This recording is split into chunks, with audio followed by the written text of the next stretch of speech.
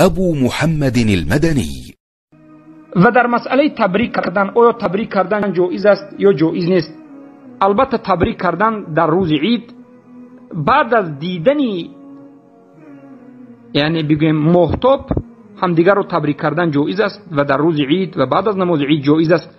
لیکن روایتی که از سلف آمده است اونها میگفتند که بعد از نماز عید تقبل الله منا و منکم، الله از ما و شما عبادتی کردهمان را قبول بکند.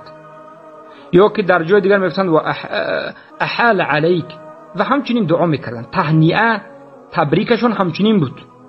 عید مبارک، پیش از نماز عید یک روز دو روز پیش عید تبریک کردن اینها بدعت، یعنی پیش از نماز عید دو سه روز تبریک کردن و شروع کردن این بدعت است، در سلف صالح نبود. پیامبر صلی الله علیه و آله نمیکردند. در روز عید بعد از نماز عید تبریک میکردند یا پیش از نماز عید در بعضی روایت‌ها.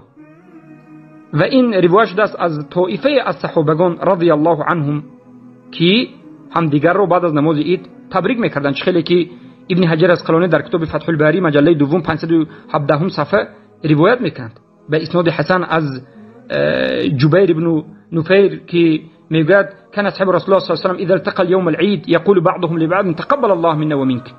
صحابگان در روز عید وقتی که به هم دیگر وا میخوردند و روبرو میشدند، بعضشون به بعضشون میگفتند که الله این عبادت های ما و شما را از هم، یعنی از ما و از شما قبول بکند. بارک الله فیکم. پس این بود مسائل مهمی که در باب عید است.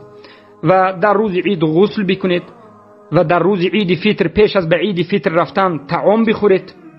سنت همین است که پیش از به عید، پیش از به نماز عید رفتن اول طعام بخورید، دو سه از خرمای خشک بخورید و بعد از این براه برید و از خونه‌تون تا وقتی تا اون مکانی که میرید در همون وقت تکبیر بگویید. البته صیغه تکبیر از عبدالله ابن مسعود روایت است که الله اکبر الله اکبر لا اله الا الله والله اکبر الله اکبر ولله الحمد گفتند.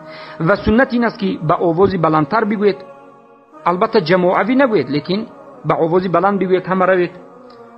و در بازگشتن به همون راهی که رفتید به همون راه باز نگردید، به دیگر راه باز گردید. اینم سنت است. و البته این سنت های آداب و اخلاق عید که ما این مسائل رو همش رو در حلقه های درسی به شما بیان